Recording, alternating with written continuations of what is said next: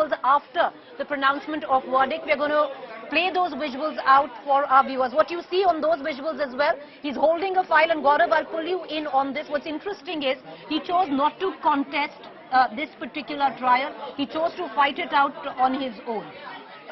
Not only did he do that, he actually confessed to all the charges, and he said, I'm okay with whatever you may want to do. So the court appointed an amicus curiae. All right, so we're getting Gaurav right on our television screen. Yasin Malik being taken right now, being escorted. Which jail will he be taken to immediately? Take us through what's going to be the next So now that he's a convict. Yeah. So far he was an under trial. Now that he's a convict, Yasin Malik, there'll be a medical that will be carried out, and he'll be taken to Tihar Central Prison.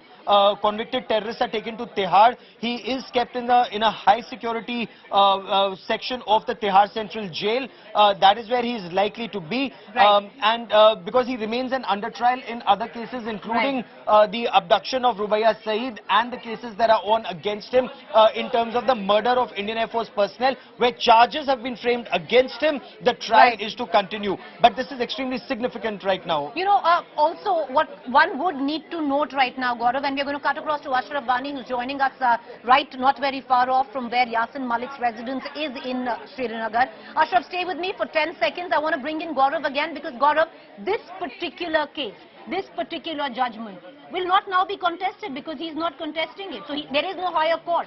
That's a very significant point. He will serve this life term. There is no higher court right now. That's a very important point that you make. Since he confessed to all charges, he cannot go and appeal to a superior court. And he's fighting his own case. And he's fighting his own case.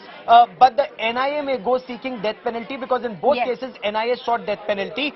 Or they may prosecute him in other cases where, since it's murder in both cases or abduction, he could then face either death penalty or more life in prison. So that's an interesting point to note, viewers. As he goes to Tihar jail, this court, if it is left to Yasin Malik, is not going to a higher court. There is no higher court. There is no apex Supreme Court here.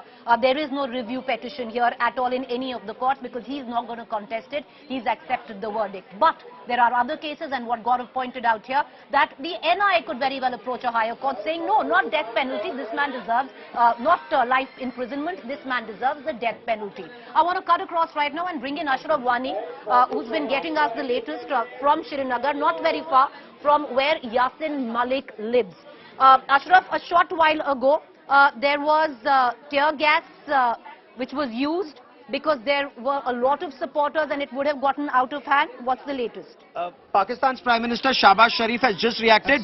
Pakistan's Prime Minister Shahbaz Sharif claims it's a black day for Indian democracy and its justice system.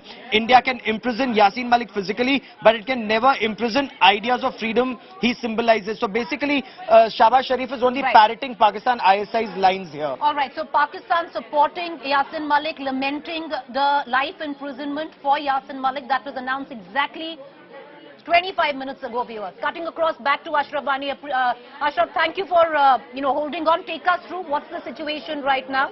Things got to a boil a little while earlier, so tear gas was used. What's the latest? Priti, absolutely, the security has been put on high alert all across the Kashmir Valley after this verdict. In fact, we have seen today, after a long time, the sit-on pelting in the Maisuma area of Srinagar, which was known once the hot pot for the clashes, for the protests. And in fact, today, the supporters of Yasin Malik early in the morning first protested, then there was clash between the police and the Yasin Malik supporters in the Maisuma area of Srinagar. Maisuma area of Srinagar is the locality where not only the Yasin Malik lives, but in fact his office, Jammu and Kashmir Liberation Front office, is situated in the same area, and that is why there was some kind of tension day long. But now after the verdict, the deployment of the security forces, particularly police and the paramilitary forces, has been increased.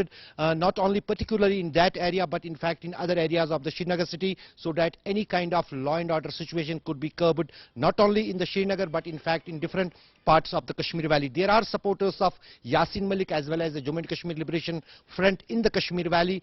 Taking that into the consideration, these kind of security measures had been taken into consideration all across the Kashmir Valley. But so far the situation is under control, particularly after the verdict. The deployment of security forces all across the Srinagar city, particularly in the Maisuma area where the Yasin Malik resides. And now the whole situation will be to keep the eye on the developments, and particularly the main focus will be to avoid any kind of law and order situation or protesters in the Kashmir Valley, particularly in the Srinagar city, for the security forces.